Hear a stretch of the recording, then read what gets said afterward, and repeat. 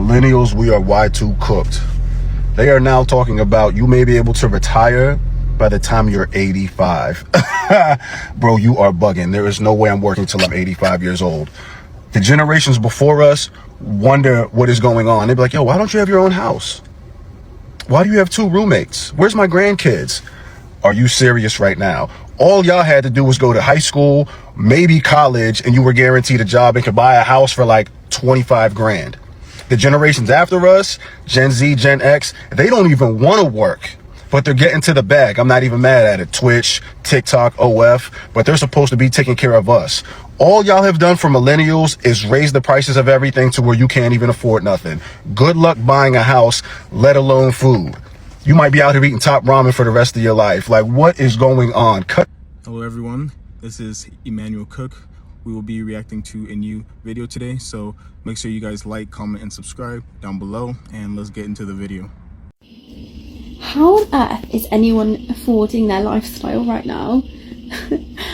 I think TikTok probably doesn't help, because honestly I just think to myself, especially as a girl, people have lots of beauty treatments every month, eyelashes, nails, fillers, Botox, and then if, you know, I understand if you maybe live with your parents and you're not a proper adult yet, and you live on your own and don't pay rent, council tax, car insurance, all of these things, but if you do, how are you affording all of this? And also, some people have, you know, kids, like I have one fluffy child here, but I don't have kids yet, and I'm just thinking, I want them, but how can I afford them? Baffling. I don't know what we did to the last generation, because like it is crazy right now. I just turned 18 and I'm already hearing there is going to be a booming in inflation. The debt ceiling the government is refusing to lift up. The global warming is going to a record high, and with a bunch of new laws coming around there, it's going to increase global warming. No one can ever get a job, and now people are saying in the future 95% of jobs will be replaced by AI. I just got here. Let me try something.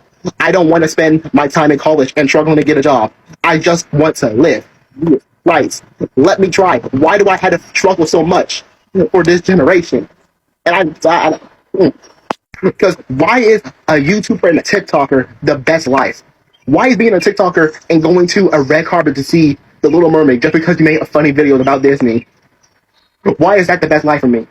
Why is just making why are all YouTubers looking like they have a better life than me? It's crazy, man. It's crazy. Because I am struggling, and my parents are struggling, everyone's struggling. But why does the YouTuber lifestyle look so much better?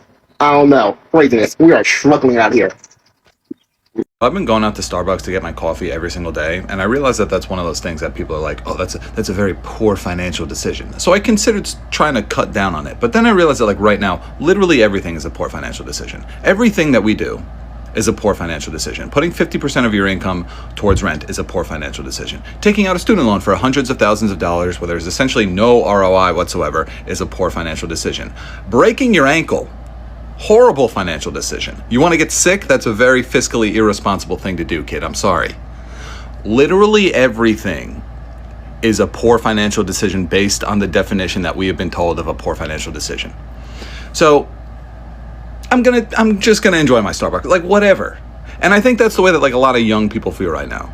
Is it's like we've kind of lost the ability to build for the future. So people are just like, whatever. I'm just like, why would I save now? I'm just gonna enjoy my life because this is all gonna come crashing down at some point. So I might as well have my little Starbucks and go to Fire Festival or do whatever I want to do. So we bought our house less than a year ago. It'll be 1 year in May. And we have to have our entire AC unit replaced, along with all the ducts apparently in the house, because they are spewing out dust because they have never been cleaned. So my overall total cost just for the new AC and installation is $14,500. And then to do all the ducts upstairs and downstairs, that's an additional $10,500.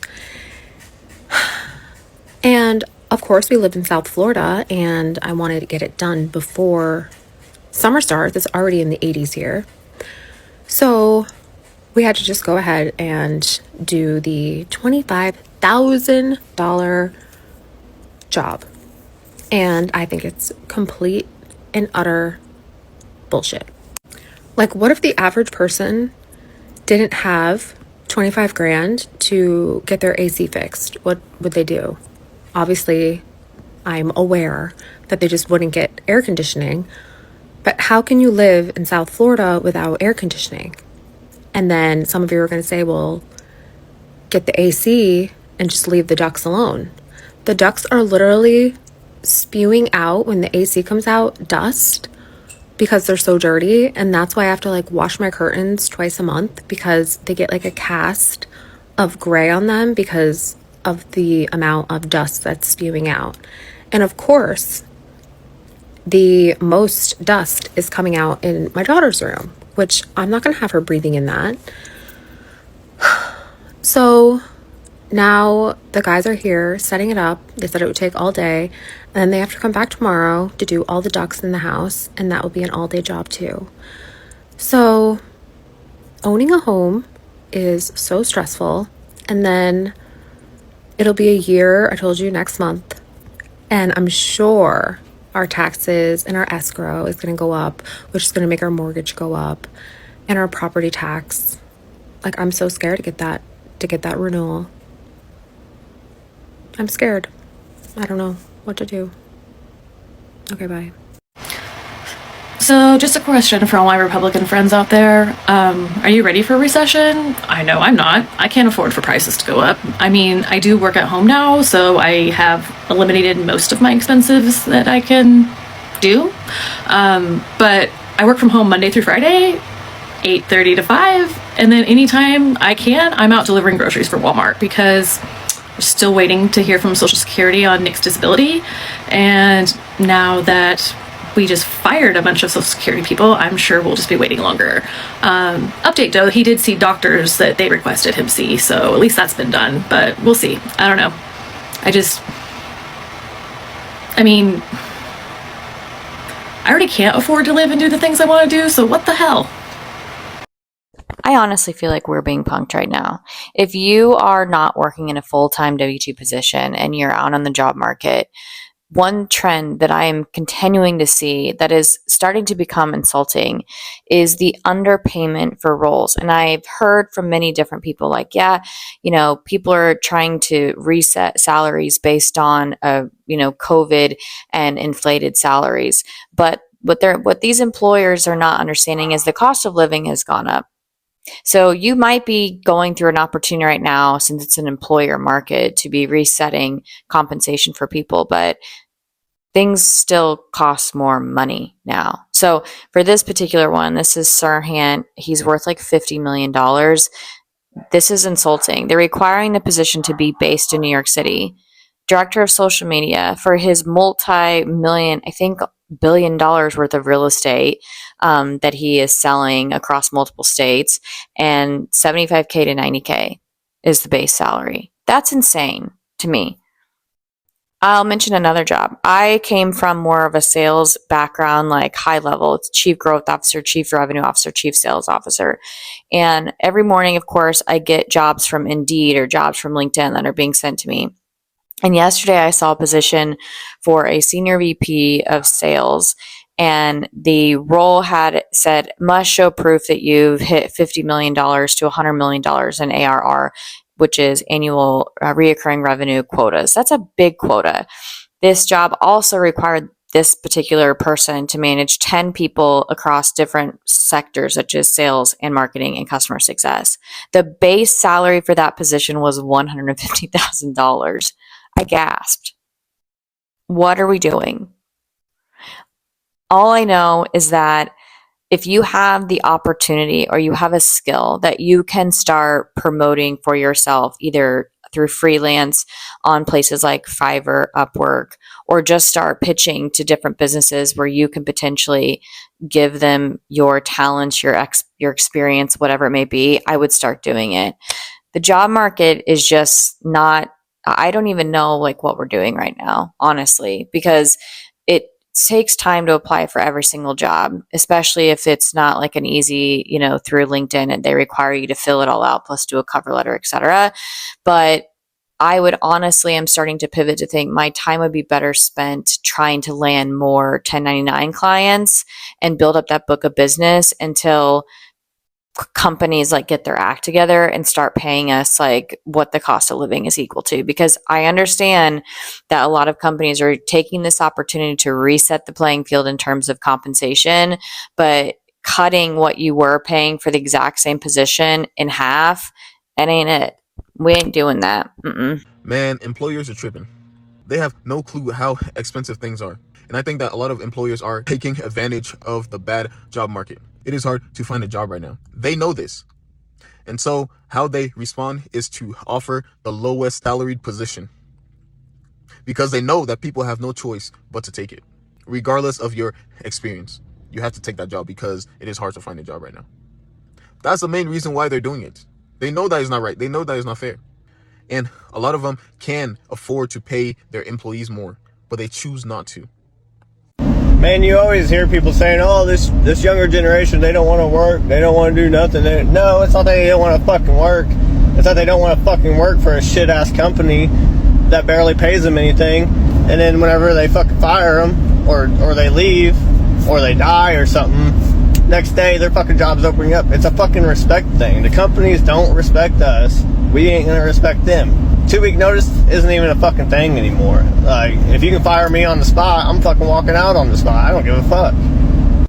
This younger generation has started to get the point that, hey, working your whole fucking life away 9 to 5 every single day until you're dead isn't the way to fucking live. We're gonna try to find ways to fucking make money other ways and not have to fucking be a slave to the goddamn system. Yeah, you guys really have to stop asking millennials for healthy, recession-friendly dining tips. In 2009, 7-Eleven was my grocery store, my exclusive grocery store. Every dinner was girl dinner with a side of 4 Loco. We were drunk and nutrient deficient. So I don't think you're going to like what we have to say. Maybe try the next generation up. Hey millennials, in case you didn't know, we're the new adults. So instead of y'all on here dancing, bring up them fans now and ordering DoorDash, go learn how to make that potato salad, because what the hell is we going to eat at the cookout? And guys, y'all out here doing a Michael Rainey dance, go hop on that grill, okay? Y'all so pressed trying to get them daggone Jordans and whatever other shoes y'all be wearing. Go get a pair of them Jesus sandals, because if you don't have a pair when you want to grill, I don't want nothing from your house. I don't want anything. A quick reminder, please remember to like, comment, and subscribe down below, and let's continue the video. So I just watched a really good take video on Millennial Culture in the recession. And when I say I was reading the comments and I saw literally like the best comment ever, hold. This person said, maybe because there was no influencer culture and we could just be poor in peace. And like, if that's not one of the realest things I've seen in a very, very, very long time. Like, we did not pay $300 to get our hair done at a salon.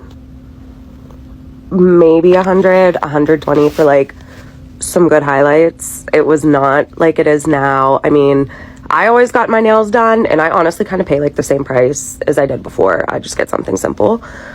What else is there? Like shoes. I don't know. I grew up with stingy parents who just didn't buy me and my sister whatever we wanted. Like I remember I was in, I think, 6th grade and Fat Farms came out and they were the new popular shoe and I wanted them so bad and they were legit like $60 and my parents were like, nah. And that was in like, what? Well, 6th grade. Okay, so it was like 2002, 2003, maybe. Hollister, Abercrombie, like that was the clothing going into high school. And I mean, it was like 40, 50, it was expensive. Don't get me wrong. But like, I grew up with parents who were like, $40 for a shirt, like you're crazy. They just, okay, dog. They just didn't spoil us. Like, I had to get a job because my parents wouldn't buy me those things. And the first job I had, I was making $5.25 an hour. Legit, my 80 our 2-week paychecks were like $550. So honestly, to think that minimum wage really is still 25 or $7.25 is actually crazy, because that changed when I was like 17 and I'm 34 now. But yeah, there wasn't an image to upkeep. I mean, we went out to the bar looking like we were office secretaries. It was a good time, you know? And sometimes, honestly, when I look at my college debt, I'm like, I battle myself in my head, because I'm like, I had a really good time. It was a really, really, really good time. We did not have all this social media, like Instagram was and Snapchat were just becoming a thing, like when I was getting ready to graduate college. So there wasn't it was starting to get there, but it wasn't as much of just this social image you had to have. We weren't on our phones all night at the bar or anything like that. And I miss it a little bit. I always say it was some of the best days of my life. But we did it. We did it poor. We did it in peace. For sure. Oh, and actually, before I go, the worst thing ever was when your mom got the phone bill and you had to pay her $200 for text messages because they cost 10 cents. Okay, so when you had to figure out how to come up with $200 at 16 years old for texting, we could get through anything. Okay, so you know how everyone's talking about how our markets are crashing and our economy's dying and the real estate market's going down and we're in double-digit inflation and crypto's crashing and we're just fucked, right? It's just like every conversation that I'm having or everywhere I turn on social media, the whole world is ending and everything sucks. And yes, our economy's not looking too hot right now. She's not cute. But is me being terrified over my future and having a panic attack every day over the economy gonna change anything? No! And yes, you can still be prepared and be smart with your money without having a panic attack every day and shoving all of your cash under your mattress. And also, I don't know if anyone else realizes this, but us millennials, we were fucked way before this. Us millennials as a collective have taken on 300% more student loan and credit card debt than our parents did. And that's a stat from 2015 and it's 2022 now. Most of us will not be able to financially afford to retire until we're 75. So you want to tell me that the apocalypse is happening and our foreseeable future as we know it is crashing down around us, and how am I supposed to react? Sick. So you know what I'm gonna do? I'm gonna sit here with my Starbucks latte and my avocado toast, and I'm gonna enjoy the finer things in life while everything burns down around me. Okay, thank you. My advice to any young person right now is to just focus on the things that you personally can control. Work on your own life. We all know that the economy is really bad right now. All we can control is our own personal finances. It's our own spending habits. It's our own skills that we learn. And those are the things that we can control. So all we can do is focus on the things that we can control and just keep it pushing. You know, I was thinking back to the first recession that I've lived through as an adult, the early 2000s and into the 2010s. This was the time, my coming of age years and my peers' coming of age years, this peak millennial era, like hipster bullshit, indie sleaze, whatever you want to call it. That time when we were hopelessly obsessed with our authenticity.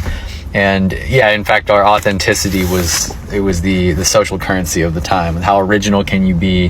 How can you be to things first? And yeah, we were just hopelessly obsessed with expressing ourselves through art and culture and things that you identified with. And that's not necessarily gone away, but that was the peak of that, you know, the zenith of that cultural movement. And I was just thinking back to that time in regards to how we thought we weren't going to live past it. We thought in our 20s that we weren't going to live to see 30. And that was largely true for a lot of my friends. Did not make it out of the drug and booze and hopelessness that was coming of age in a time when you're hyper aware of what's happening. You know, we were the internet kids. Also, and this is an important distinction, we were the only internet kids who were raised without the internet and then had to adjust in adolescence. So that as the history books look back will be the defining characteristic of the millennial generation. But what I'm thinking about now is the fact that we had this idea that like, it doesn't matter, nothing matters because we're not going to live to see 30 or 40 or whatever. And at my age now, at 34, going into what we're going into now, I can't say that, you know, I'm not ungrateful that I've been around when I've lost a lot of friends to, you know, words that this app doesn't like, you know, choosing to end their lives or, you know, succumbing to overdose and substance abuse. So I'm grateful for what I've been awarded in life, and my privilege, of course, I have to acknowledge, because I've been able to do and see things that most people never will. And I'm grateful for that. You know, I've walked across the country multiple times, thousands of miles backpacking. I've hiked through the Himalayas. I've worked in industries I didn't even know existed. I've moved all around the country and been able to do so with some relative ease and mobility, though it has not been easy. And I'm recording this to say that I still don't really have hope. I don't know what it looks like. You know, you think you found your people and your person multiple times. You think you've landed in a town or a community that is going to be yours forever. And now I'm just being honest here. I'm not going to shut it off, but it's remarkable how things will continue to change over and over and over again. And the second you feel like you have stability, it gets ripped out from under you. So that will be the second defining characteristic of everyone remotely my age, is that when life brings you stability, scratch your head and look at it again from a different vantage point, because it's just things do not come to you easily. And the things that do, you should look at again. Anyway, that's all I got. You want to know why millennials are not freaking out about a possible recession? Like, we're not tripping off of the stock market. Our entire adult life since 2001 has been one recession after another. One catastrophic, once in a lifetime, generational thing after another. We have not had a moment's peace since September 11th of 2001. It has been one existential crisis after another. So we are just going to do what we always do. Some of us are going to get blackout drunk and find recession pop again. I can't get blackout drunk, so I'm going to couch rock, probably. I haven't economically recovered from 2010, when the military decided that they were going to take me away from Alaska and move us to Kansas. So, you know, this is not a surprise. Some of y'all just have never been poor. It's going to be okay. It really is. The stock market, like, the knee-jerk reactions I'm seeing to the stock market going up and down and up and down and up and down, leave it the fuck alone. If you're playing in stocks for short term, like, you might as well just go to the casino. You're probably going to have better odds over there. Stocks and the stock market are typically a long-term thing. The only people I see freaking out are people getting ready to retire, and that's fair, but maybe you should talk to your financial advisor and not the internet. But millennials have come to the conclusion that we were screwed. We were screwed. We were sold a bill of goods for something that didn't exist. It was a pipe dream, a pyramid scheme, call it what you want to. And this is just what life is. So we're just going to do the best we can with what we've got and try not to traumatize our kids in the process. Okay, so love you, drink your water, and have a good day. I think this job market is finally getting to me mentally and almost physically.